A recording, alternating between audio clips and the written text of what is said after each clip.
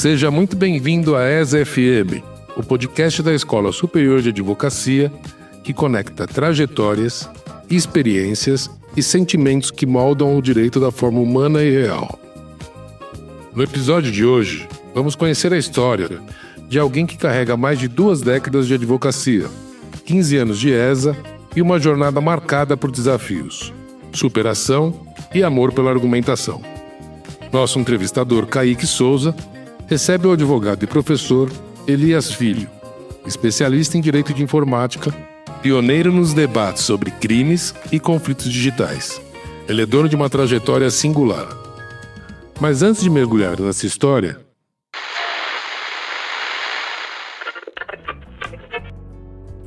sintonizei nessa estação para te fazer uma pergunta. Você já imaginou entender o direito a partir do cinema? É isso mesmo, chegou a nova temporada do Cine Direito, o programa original da ESOB-SP que conecta grandes obras do cinema aos temas mais relevantes do universo jurídico. Agora apresentado por mim, vulgo José Rodrigues, e direção de Kaique Souza, a nova fase mergulha em um dos campos mais sensíveis do direito, o direito da família. Em episódios que provocam reflexão, o programa analisa filmes marcantes como Central do Brasil, Que Horas Ela Volta, Ainda Estou Aqui e muitos outros, trazendo debates sobre afeto, vínculos familiares, responsabilidade e os desafios das relações contemporâneas. Com convidados especiais, cada conversa aproxima o direito da vida real, de forma sensível, profunda e necessária. Dê o play, reflita e veja o direito por uma nova perspectiva. Acesse o YouTube da ESOB-SP e assista a nova temporada completa. Não se esqueça da pipoquinha, hein? Te vejo lá! Meu nome é Rofes Elias Filho, eu sou advogado desde 2003 e sou professor aqui da ESA também, desde 2010, mais de 15 anos já de ESA. Sou especialista em direito de informática, me pós-graduei aqui na ESA em 2009. E aí, a partir de 2010, eu fui convidado também para coordenar a especialização na coordenação executiva do curso. Sou advogado atuante, dou aula também de processo eletrônico, direito empresarial, processo civil em algumas instituições e atuo muito na advocacia também. A primeira pergunta que eu te faço é essa: o que te levou para o direito? Caramba, hein? Que pergunta mais complicada, porque o que acontece é o seguinte, né? Eu, na verdade, eu sempre falei muito bem, sempre gostei de falar, sempre gostei dessa questão de... o embate, não é briga, né? Mas argumentação. E ou eu fazia publicidade ou eu fazia direito. Aí eu prestei publicidade, não entrei em publicidade, acabei entrando em direito e fui pro direito, felicíssimo, me encontrei e eu acho que eu não seria outra coisa a ser advogado. Não tenho ninguém na família que é advogado, não tenho ninguém que tenha feito direito e eu sou o único advogado da família até hoje, ninguém mais fez direito, nada, né? Então eu decidi fazer direito porque era uma coisa que sempre me cativou, sempre eu curti esse negócio, essa vibe do direito, achava muito legal quando era office boy. Comecei a trabalhar em 93 como office boy no Banespa e eu adorava quando o pessoal pedia para eu ir aqui no Fórum Central pegar certidão, pegar esse negócio, porque eu achava lindo aquele negócio, os caras de terno, as mulheres de vestido, muito bonito, eu achava que, pô, eu quero estar aqui também. E aí foi por isso que eu fui para a área do direito também, né? Porque eu achava bonito e sempre gostei também dessa argumentação. E eu fiz teatro quando eu tinha uns 11, 12 anos por aí.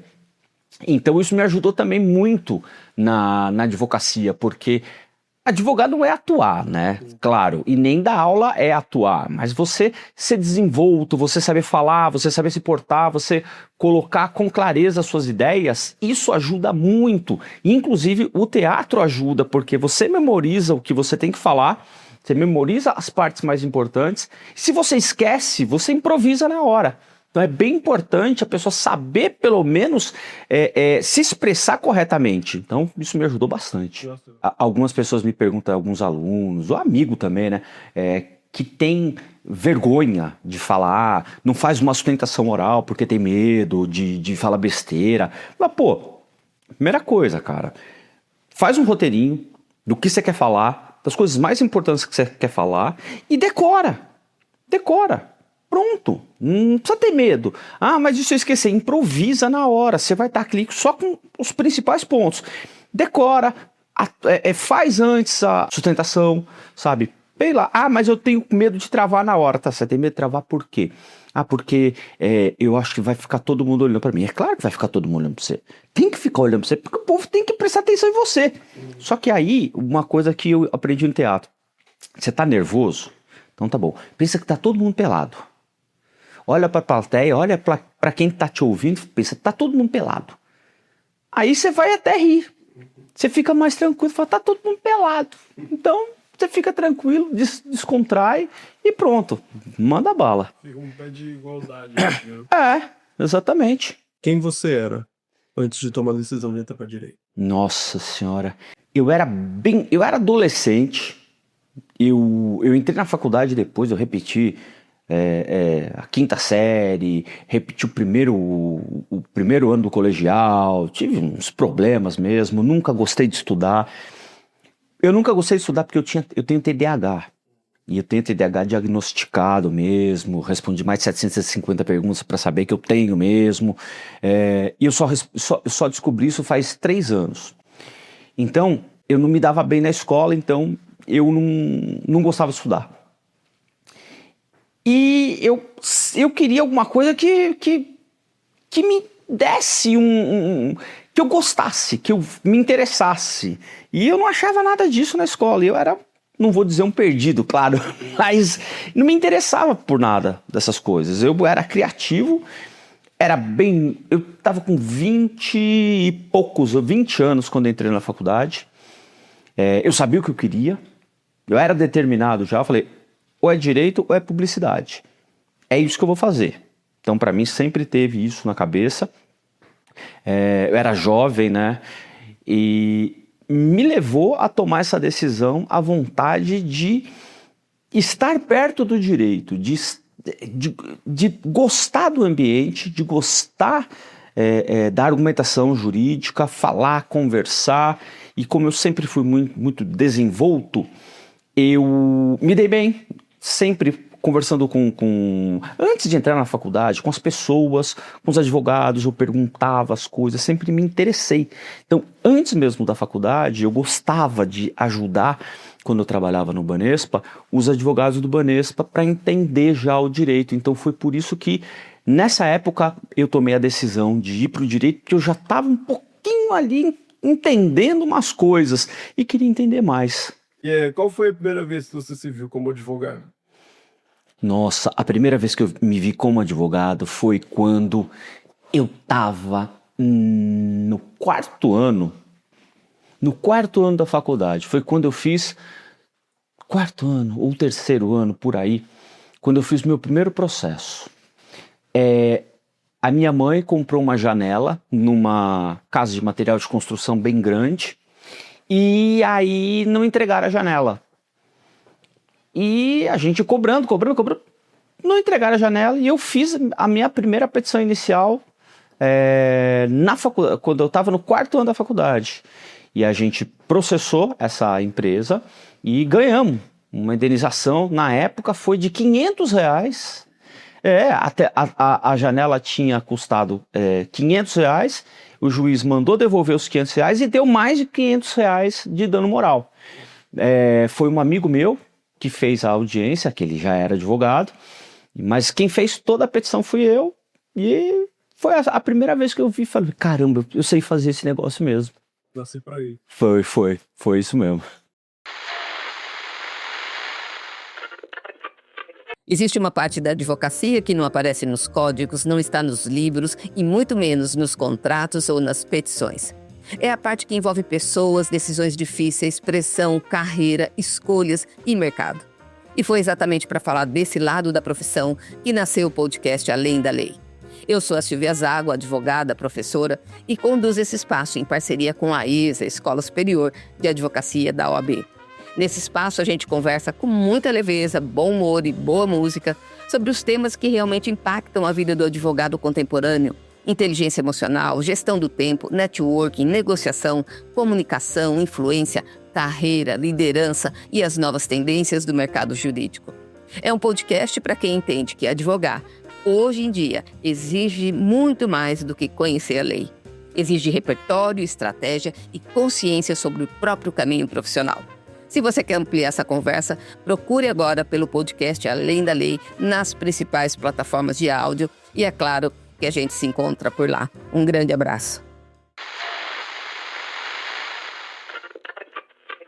Qual foi o primeiro caso ou situação que te marcou profundamente na sua carreira?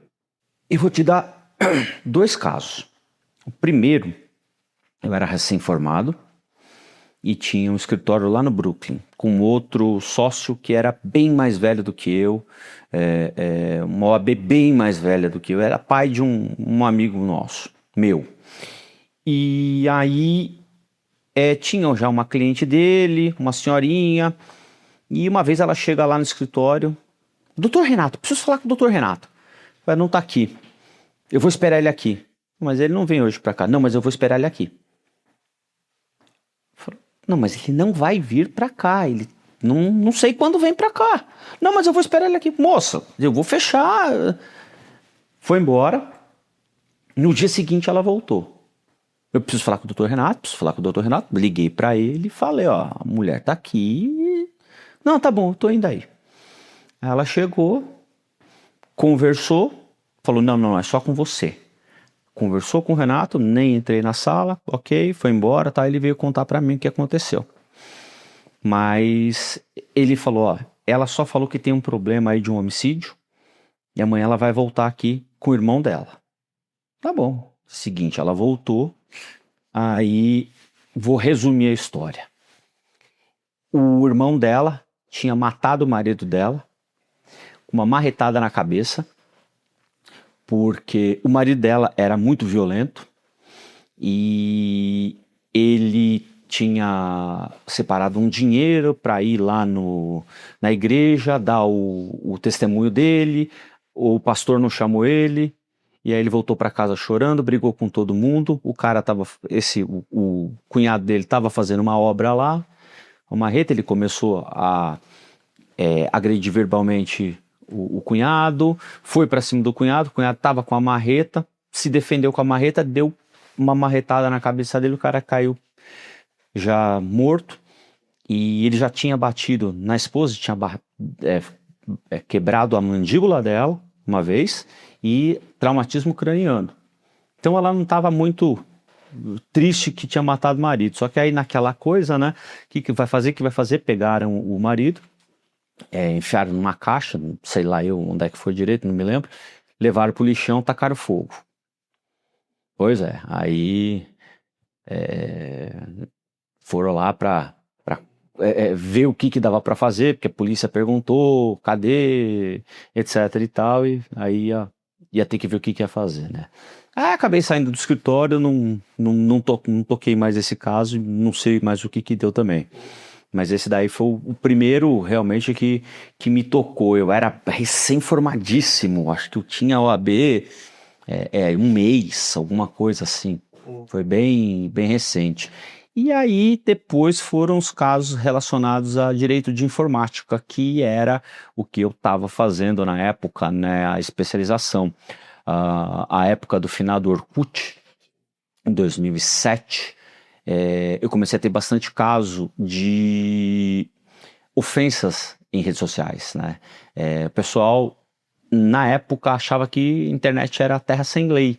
Você podia falar o que você quisesse, você podia fazer o que você quisesse, que isso não tinha consequência fora da rede. Aqui, mimimi, eu tô aqui falando aqui, isso aqui não é besteira. Não é besteira. E aí eu tive um caso de uma mulher que foi bem ofendida pelo ex-marido, pela então namorada do ex-marido e pelos primos, pela família dele, em uma, vamos dizer, comunidade que tinha sido criada contra ela. E aí a gente processou todo mundo, ela ganhou uma boa indenização na época, teve que pagar a indenização não só o ex-marido, como a então namorada, primo, família, bastante gente teve que pagar a indenização, e esse foi um dos primeiros casos resolvidos sobre Orkut dessa forma. Que os desembargadores também, na época, o Google tinha comprado, os desembargadores disseram que era um dos casos um dos primeiros casos assim, que iria no futuro dar diretriz sobre como o Tribunal de Justiça do Estado de São Paulo iria analisar casos dessa forma. Tinha tido outros casos, sim, mas esse foi um caso com maior repercussão, dada a quantidade de pessoas que foram condenadas. Foram, se eu não me engano, umas 13, 14 pessoas que estavam na comunidade que foram condenadas, né? Então foi bem grande o caso nesse sentido. E existiu alguma pessoa que mudou sua trajetória jurídica? Alguém que mudou minha trajetória jurídica? Teve sim. Um professor meu de processo civil, Carlos Nunes Neto, era desembargador do TJ aqui de São Paulo. Ele me deu aula 3 anos de processo civil. Infelizmente ele faleceu há um tempo atrás. Era um cara sensacional. Ele era juiz titular da 5ª Vara do Central. Cara sensacional, inteligente, gente fina pra caramba, acessível pra caramba. Era o antagonismo daquilo que as pessoas acreditam que um juiz é. Ele era super educado, super acessível, e ele me fez mudar pelo seguinte: no 4º ano da faculdade eu peguei DP de processo civil, mas eu peguei DP porque ele falou: eu vou te deixar de DP para você largar a mão de ser burro, porque você sabe a matéria, você gosta da matéria, você não fez o que tinha que ter feito por preguiça, então você tá de DP. Eu falei: pô, mas por que isso, professor? Aprende. E aí falou umas outras coisas para mim, e ele me fez... eu sou filho de professora, né? E ele me fez também ir para a área acadêmica para dar aula, porque ele também falou para mim, falou: você fala bem, você gosta, você me ajuda aqui na aula, olha aí a besteira que você fez, você vai ficar de DP para aprender. Então ele mudou minha trajetória, porque ele me mostrou também o magistério. E aí eu ajudava ele nas aulas, né? E gostei muito disso e fui para a área hoje. Então, se eu sou professor, é por conta da minha mãe, que foi professora também, e por conta dele. Só um parêntese, né? Minha mãe também mudou a vida de muita gente, porque ela dava aula lá em Pedreira, Pedreira, Jardim Ângela, Eldorado. Então, ela dava aula lá perto do Sesc. Então, vira e mexe depois, ela encontrava com as pessoas, onde fosse, supermercado, banco. A senhora é professora Nídia, não é? Sou eu. Professora, a senhora mudou minha vida. A professora era muito exigente, muito brava e muito certa nas aulas. A senhora colocava limite. Hoje eu tô aqui, tô fazendo isso por causa da senhora. E o pessoal falava isso pra ela, falava: pô, que legal, hein? Mas você mudou a vida de muita gente, né? Mudei. E aí, hoje eu acho também, né, que eu ter ido pra área do magistério, da aula pras pessoas também, eu acho que eu também mudo a vida das pessoas, porque eu ensino as coisas de uma forma leve, suave. E vou te contar um caso.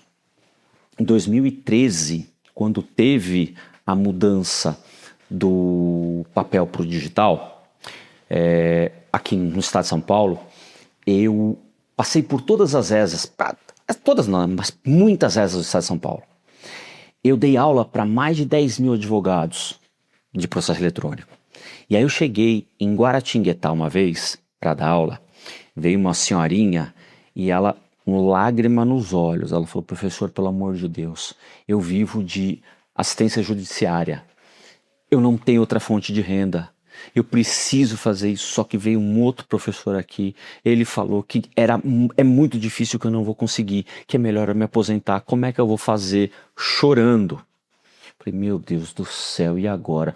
Falei pra ela: olha, vamos fazer o seguinte, esquece tudo que ele falou, vamos começar do zero.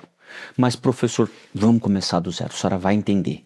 E isso me fez também ter um outro olhar para os advogados e advogadas da terceira idade, que não tem tanta experiência com tecnologia.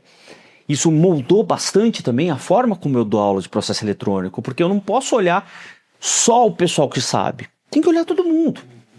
Eu expliquei com calma, sabe, com bastante paciência, vai lá, pega, mostra, tal.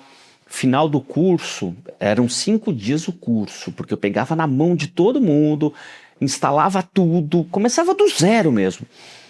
No final do curso, ela veio, ela trouxe um bolo para mim, ela fez um bolo, levou para mim e chorou, falou, o senhor salvou minha vida, eu entendi. Agora eu sei como é que eu vou fazer. O outro professor falou tudo errado. Não é um bicho de 7 cabeças. É difícil, mas é trabalhoso, mas não é impossível. Muito obrigado. Isso também marcou muito a minha experiência como professor. Porque eu vi que realmente eu estava fazendo a diferença na vida de alguém ali, né? De uma advogada ajudando o pessoal a continuar. E pra gente encerrar, o que te move hoje como advogado? Acho que é uma das perguntas que eu mais sou. Se você pudesse definir a sua trajetória na advocacia em uma palavra, qual seria?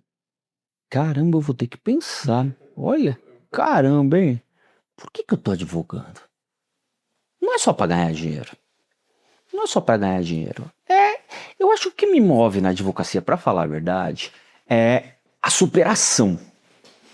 Sabe? É mostrar para mim mesmo que eu sou capaz e também aquele gostinho da vitória.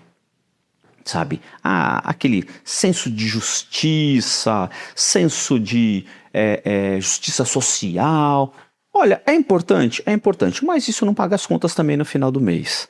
Né? É claro que o dinheiro é importante, mas não é só o dinheiro que me move na advocacia, não. Eu acho que é uma realização pessoal de ganhar o processo, de fazer bem feito, de mostrar que eu sou capaz. Eu acho que é isso também.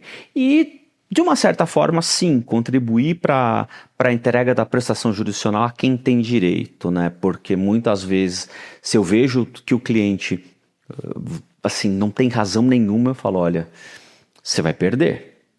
E eu falo aquilo que a pessoa não quer ouvir, que muito advogado não faz pensando nos honorários. Não, eu não faço isso. Então, acho que sim, né, ajudar a entrega da prestação jurisdicional e mostrar que eu sou capaz aquilo que me move também na advocacia.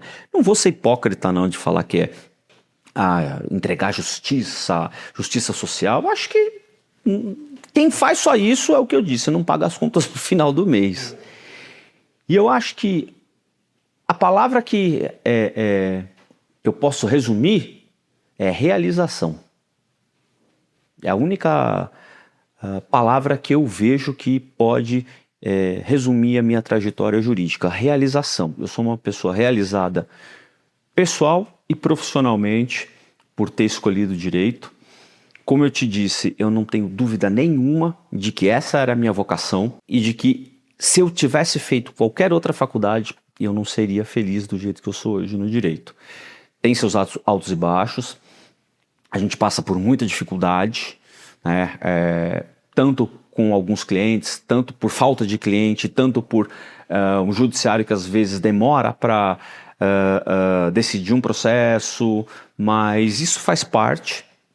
Todo advogado, quando vai ou abrir escritório ou trabalhar com alguém, tem que estar ciente de que nem sempre vai ser um mar de rosas, e é uma coisa que muita gente, quando sai da faculdade ou que ainda está na faculdade, ainda tem aquele romantismo de eu vou ganhar muito dinheiro, vou ser belo, sucesso, aquela coisa, mas não é assim.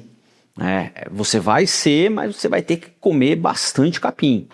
E isso não para nunca mais, né? E tem que estudar, tem que continuar sempre atualizado.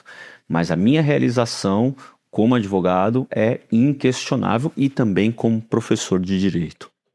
A minha última pergunta, você quase respondeu ela, mas ainda bem que não. E foi, o que você diria para quem está começando agora no direito? Olha, primeira coisa, Está começando a faculdade.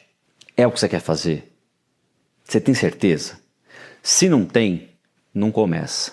Não perde seu tempo. Espera, porque se você continuar no direito e não for aquilo que você quer, você vai perder seu tempo, você vai perder dinheiro. Então pensa bem. Por que eu digo isso? Porque direito tem que ler pra caramba. Isso já vai também para quem está começando já, se formou, vai pegar o OAB. Se você começar no direito, você nunca mais vai parar de ler. Você nunca mais vai poder parar de estudar. Você nunca mais vai poder parar de se atualizar, fazer curso. Quem parar se você parar de se atualizar, você vai ficar para trás. Aí você vai ser um advogado medíocre. Então, tem que estar atualizado. Não pode parar de estudar, seja especialização, seja mestrado, seja doutorado, seja pós-doutorado, não interessa. Pega um curso grátis. A ESA tem um monte de curso grátis, um monte de outras instituições têm curso grátis. Faz uma atualização, porque é necessário. O advogado tem que estar 100% atualizado. Então, acho que o maior conselho que eu dou para quem está começando é o direito que você quer? Manda bala, você vai ser feliz, mas nunca mais você vai poder parar de estudar e parar de ler. Se você não gosta de estudar, se você não gosta de ler, não faz direito, porque você está no ramo errado. Ah, eu gosto de brigar. Não, aqui não é lugar para brigar, aqui é lugar para resolver. Resolução de conflitos. Brigar, você vai brigar no octógono ou em qualquer outro lugar. Aqui você vai resolver as coisas. Pronto. É isso o maior conselho que eu dou para quem está começando. A história do Elias nos lembra que o direito não é feito apenas de técnica, mas de vocação, coragem, reinvenção e humanidade. De um jovem que repetiu séries e lutou contra o TDAH, a um advogado pioneiro nas discussões sobre o mundo digital. Sua trajetória é um retrato vivo de realização. Obrigado por sintonizar com a gente.